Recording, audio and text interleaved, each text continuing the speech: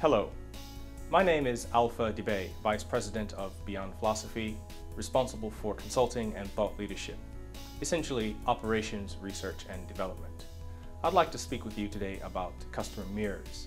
As you know, the definition of customer experience is that it's an interaction between an organization and the customer, not just the front line and the customer. Also, it's a blend of the physical elements, the emotional elements, and the sensory elements. So all those things combined, again, intuitively measured by the customer.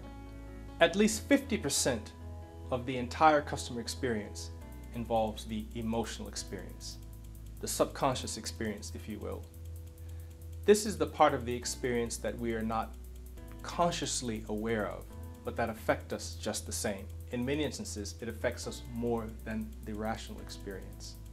The part of the experience that most companies are aware of is rational experience.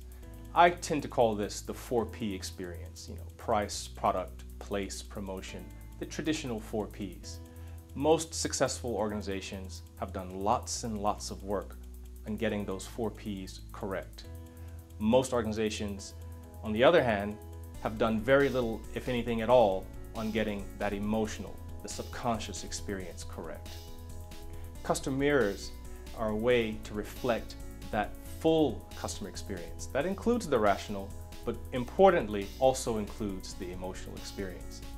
Interestingly, in about 1995, there was an article put out in the Harvard Business Review that showed that satisfied customers defect at about the same rate as dissatisfied customers. So all the effort that you may be putting into that rational side of the experience may not equate to actual loyalty or business value in the long run. So in essence, satisfaction is a rational concern. It gets at the rational experience, but that's only half the story.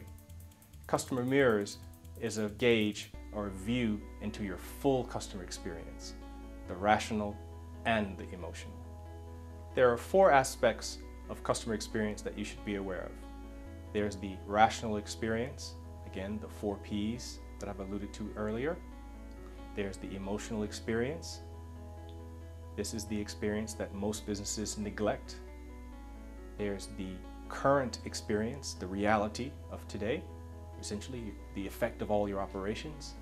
And there's expectations. What do customers actually expect when they interact with you? Importantly, when we're talking about the emotional and the rational experience, there are some concepts that are important for the business to consider. Essentially, you can think of 3 perspectives. The first perspective is, what is the experience the business intends to deliver? This might be akin to your brand promise, your vision, that sort of thing. There's also the experience that you actually deliver. This is closer to your contact center, your operations. This is the full effect of all the things that you do. This is what customers actually see on the ground every day when they're dealing with your business. And then there's the experience that customers expect you to deliver. In the best cases, this would fit what you actually deliver. In most cases, there is a gap between these two. This gap is called the experience gap. The other gap is called an opportunity gap, and that is the difference between what you intend to deliver and what you actually deliver. So pictorially, as you'll see here, there are 3 bars. The top bar is what customers expect. The middle bar is what you actually deliver.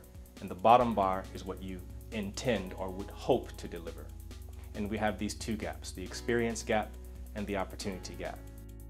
But one basic question, who should actually use customer mirrors?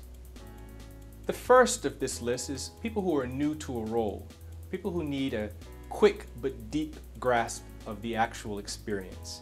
Again, you walk into your new role, maybe you've been in a role for a while, but maybe you've lost some sense of what your actual experience is. If you recall our 3 bars, at the top we had customer expectations, in the middle was the actual experience, and the bottom was the intended experience. So what we're saying here is, if we need a feel for what that actual experience is, we need it done very quickly, the customer mirrors is one possible answer. The second is need to convince others within the business that the experience is costing the business. In other words, you have different audiences within the business.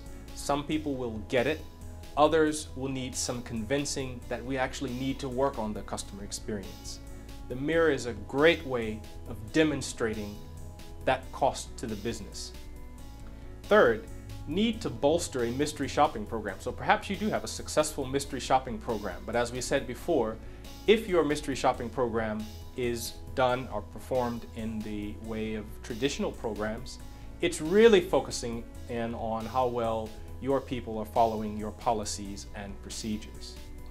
You may not have that focus on how well you are meeting or exceeding customer expectations. So therefore, you can bolster your mystery shopping program with a mirrors approach.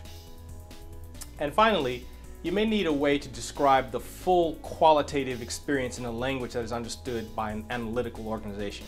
The point here is that oftentimes we need to make decisions. We clearly understand you're not just interested in a story for a story's sake. You actually want some action on the back end of this. And our approach to presenting you with the information, the feedback from the mirror, allows the various audiences within your organization to take that, run with it, make some decisions, and institute change. Thanks for listening. I hope you found that enjoyable and informative. You can find more information on our website, www.beyondphilosophy.com, and I look forward to the next time.